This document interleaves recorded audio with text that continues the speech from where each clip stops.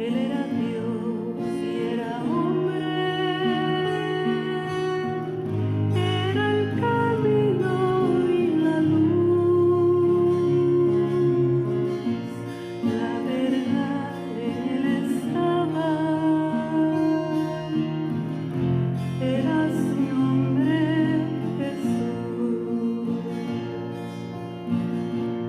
Andaba por los caminos, alma adentro navegaba,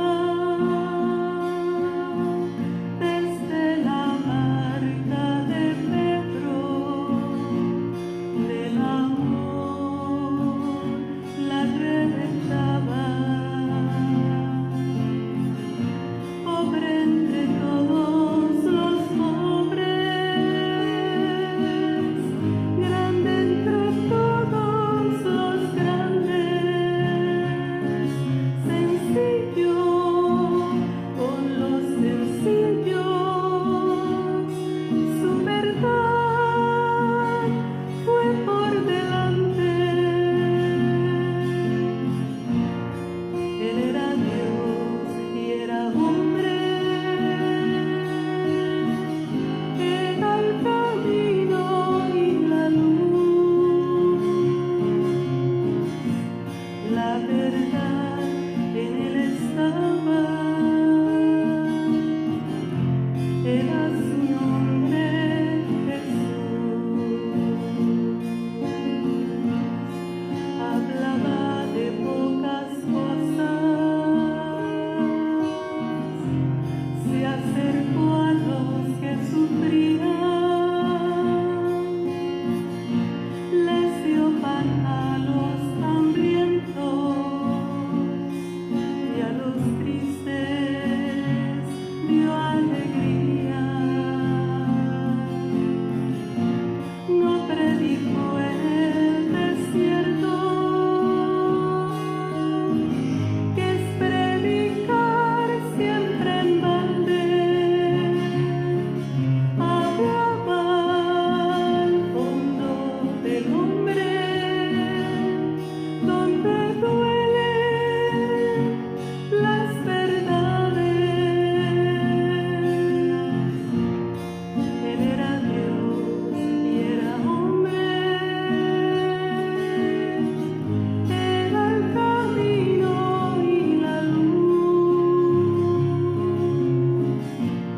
la verdad en él estaba,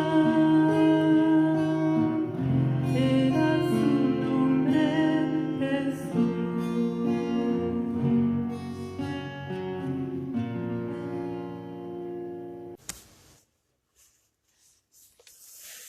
El Señor esté con ustedes. Lectura del Santo Evangelio según San Mateo. En aquel tiempo Jesús tomó consigo a Pedro, a Santiago y a Juan, el hermano de éste, y les hizo subir a solas con él a un monte elevado.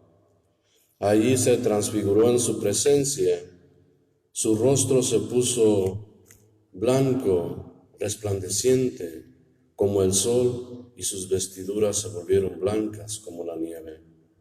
De pronto aparecieron ante ellos Moisés y Elías conversando con Jesús. Entonces Pedro le dijo a Jesús: Señor, qué bueno sería quedarnos aquí. Si quieres, haremos aquí 3 chozas, una para ti, una para Moisés y otra para Elías.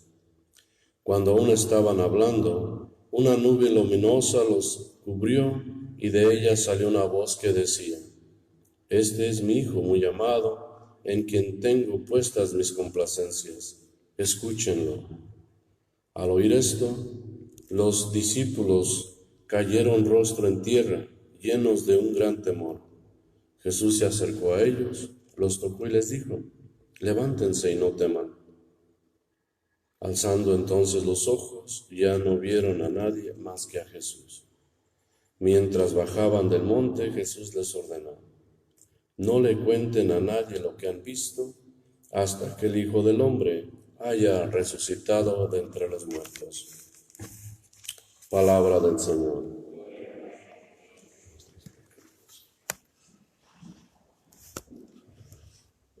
Hace mucho tiempo había una historia, honestamente no recuerdo si era canción o era una novela o una radionovela, no sé qué sería.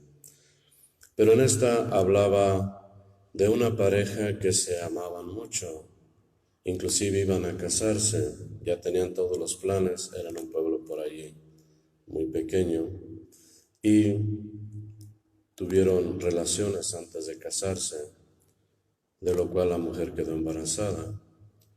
Pero como siempre pasa en esos pueblos, en esas novelas, en esas historias, había una persona de mucho poder que quería a la mujer. Y lógico, el hombre era pobre, el novio con el que se iba a casar, y movió todas sus influencias para hacerlo quedar mal. Cometieron un crimen mandado por esta persona de poder y planearon todo para que le echaran la culpa al novio de la novia, ¿no? De la que quería este hombre poderoso también. El novio, el pobre que se iba a casar con ella, fue a parar a la cárcel. Y como tenía tanto poder el otro, no hubo manera de sacarlo, de probarle que era un error, etc. Así es de que se quedó allí. El poderoso fue y se casó con la novia de él. Y con el tiempo nació el hijo, que no era del hombre rico, sino era del pobre.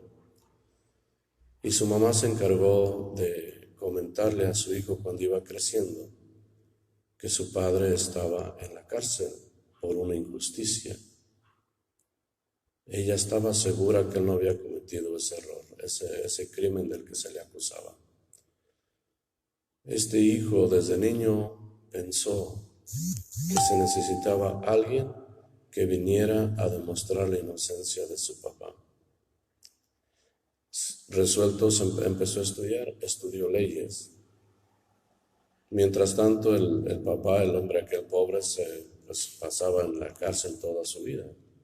Y él pensaba que necesito a alguien que de verdad me defienda honestamente, porque cayó en medio de puros ladrones y puras personas que lo estafaban nada más.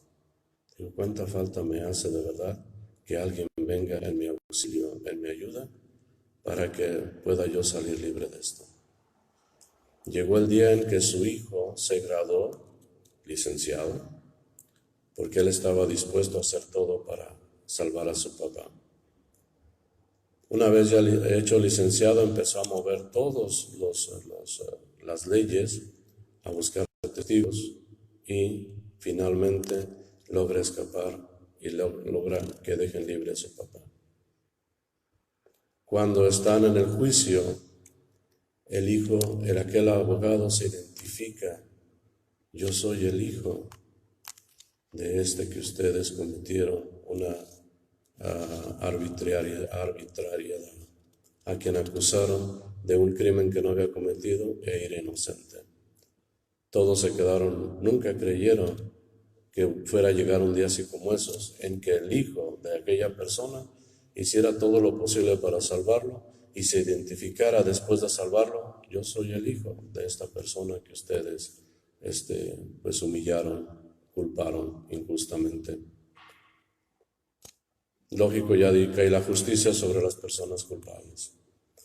¿Y por qué traigo esta historia? Porque lo que estamos viendo el día de hoy es exactamente lo mismo, para poderlo entender exactamente lo que está sucediendo en las lecturas el día de hoy. Daniel, en su primera lectura, está hablando a futuro: y vi en el trono a un hombre sentado, y delante de él aparecía esta persona, un hijo de hombre, a quien se le dio todo el poder, toda la gloria, y su reino nunca tendrá fin. Y Jesús en el Evangelio está trayendo, aseverando, afirmando esta profecía de Daniel, demostrando que él era ese del que Daniel hablaba. pero solamente unos cuantos discípulos tienen, solamente 4 de ellos tienen son 3, ¿verdad? Pedro, Santiago y Juan. Solamente 3 tienen el privilegio de ser testigos de lo que está sucediendo. Dice la Escritura que Jesús los escoge, se van al monte elevado y cuando están allí, Él empieza a transfigurarse. Dice, su rostro se veía más brillante que el sol, sus vestiduras blancas como la nieve. Y de repente aparece Moisés y Elías para entenderlo mejor, la ley y la profecía. Y Jesús está dando cumplimiento a las dos.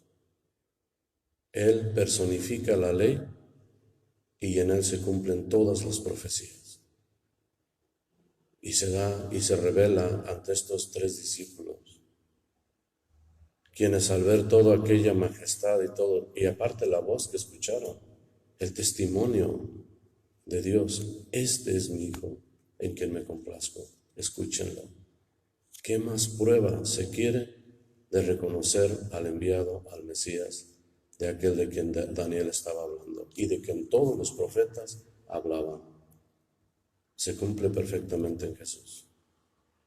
Dice la Escritura que los discípulos, teniendo temor, se inclinan rostro a tierra, pero tan pronto pasa eso, Jesús les toca de la mano, levántense, y ya todo aquello ha desaparecido. Pero hay un testimonio, y ese testimonio vale.